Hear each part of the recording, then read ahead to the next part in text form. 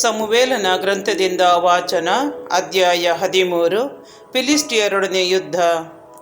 ಸೌಲನು ಅರಸನಾದಾಗ ಅವನಿಗೆ 30 ವರ್ಷ. ಅವನು ಇಸ್ರಾಯೇಲರನ್ನು 42 ವರ್ಷ ಆಳಿದನು. ಅವನು ಅವರಲ್ಲಿ 3,000 ಜನರನ್ನು ಮಿಕ್ಮಾಷಿನಲ್ಲೂ ಬೇತೇಲಿನ ಗುಡ್ಡದಲ್ಲೂ ಇಟ್ಟುಕೊಂಡನು. ಉಳಿದ 1,000 ಜನರನ್ನು ಬೆನ್ಯಾಮೀನ್ಯರ ಗೆಬೆಯದಲ್ಲಿದ್ದ ಜೋನಾತಾನನ ವಶಕ್ಕೆ ಕೊಟ್ಟನು. ಬೇರೆ ಇಸ್ರಾಯೇಲರನ್ನು ಅವರವರ ಮನೆಗಳಿಗೆ ಕಳುಹಿಸಿದನು. ಯೋನಾತಾನನು ಗೆಬದಲ್ಲಿದ್ದ ಫಿಲಿಷ್ಟಿಯರ ದಂಡು ಪ್ರದೇಶವನ್ನು ನಾಶ ಮಾಡಿದನು.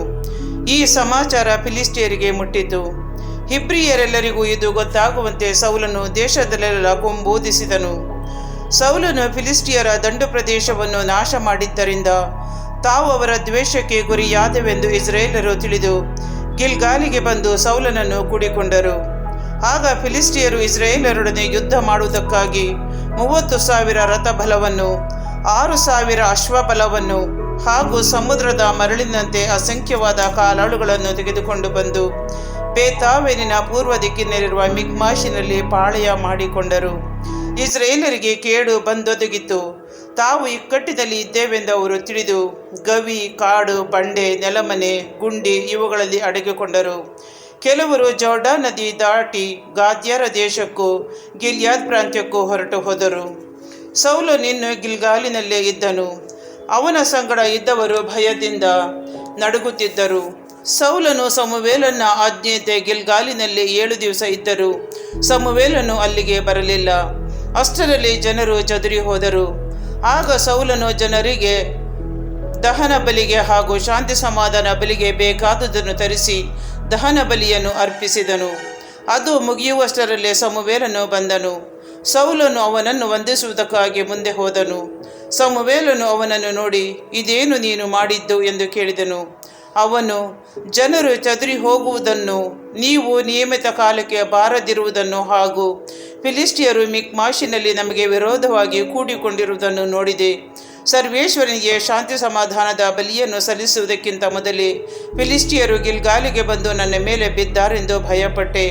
ಆದುದರಿಂದ ದಹನ ಬಲಿಯನ್ನು ಸಮರ್ಪಿಸುವುದಕ್ಕೆ ನಾನೇ ಮುಂದಾದೆ ಎಂದನು. ಆಗ ಸಮುವೇಲನು, ನೀನು ಬುದ್ಧಿಹೀನ ಕಾರ್ಯವನ್ನು ಮಾಡಿದೆ. ನಿನ್ನ ದೇವರಾದ ಸರ್ವೇಶ್ವರನ ಆಜ್ಞೆಯನ್ನು ಕೈಗೊಳ್ಳಲಿಲ್ಲ. ಕೈಗೊಂಡಿದ್ದರೆ ನಿನ್ನ ರಾಜ್ಯವನ್ನು ಇಸ್ರಾಯೇಲರಲ್ಲಿ ಶಾಶ್ವತವಾಗಿ ಸ್ಥಿರಪಡಿಸುತ್ತಿದ್ದರು. ಈಗಲಾದರೂ ನಿನ್ನ ಅರಸುತನ ನಿಲ್ಲುವುದಿಲ್ಲ. ನೀನು ಸರ್ವೇಶ್ವರನ ಆಜ್ಞೆಯನ್ನು ಕೈಗೊಳ್ಳದೆ ಹೋದುದರಿಂದ ಅವರು ತಮಗೆ ಒಪ್ಪಿಗೆಯಾದ ಬೇರೊಬ್ಬ ವ್ಯಕ್ತಿಯನ್ನು ತಮ್ಮ ಪ್ರಜೆಯ ಮೇಲೆ ಅರಸನನ್ನಾಗಿ ನೇಮಿಸಿದ್ದಾರೆ ಎಂದು ಹೇಳಿದನು. ಅನಂತರ ಸಮುವೇಲನು ಗಿಲ್ಗಾಲನ್ನು ಬಿಟ್ಟು ಬೆನ್ಯಾಮೀನರ ಗಿಬೆಯಕ್ಕೆ ಹೋದನು. ಸೌಲನು ತನ್ನ ಜೊತೆಯಲ್ಲಿದ್ದ ಸೈನಿಕರನ್ನು ಎಣಿಸಿದಾಗ 600 ಮಂದಿ ಇದ್ದರು. ಅವರೊಡನೆ ಅವನು, ಅವನ ಮಗನಾದ ಯೋನಾತಾನನು ಬೆನ್ಯಾಮೀನರ ಗೆಬದಲ್ಲಿ ಇಳಿದುಕೊಂಡರು.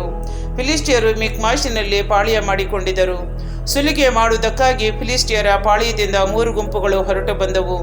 ಒಂದು ಗುಂಪು ಒಫ್ರದ ಮಾರ್ಗವಾಗಿ ಶುವಾಲ್ ನಾಡಿಗೆ, ಇನ್ನೊಂದು ಬೇತ್ ಹೋರೇನಿನ ಕಡೆಗೆ, ಮತ್ತೊಂದು ಜಬುಯಿಮ್ ಕಣಿವೆಗೂ ಅದರ ಕೆಳಗಿರುವ ಅರಣ್ಯವು ಕಾಣಿಸುವ ಸ್ಥಳಕ್ಕೆ ಹೋದವು.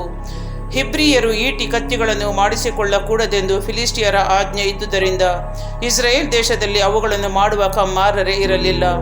ಅವರು ತಮ್ಮ ನೇಗಿಲಿನ ಗುಳ, ಸಲಿಕೆ, ಕೊಡಲಿ, ಗುದ್ದಲಿ ಇವುಗಳನ್ನು ಹವಣಿಸುವುದಕ್ಕಾಗಿ ಫಿಲಿಷ್ಟಿಯರ ಬಳಿಗೆ ಹೋಗಬೇಕಾಗಿತ್ತು.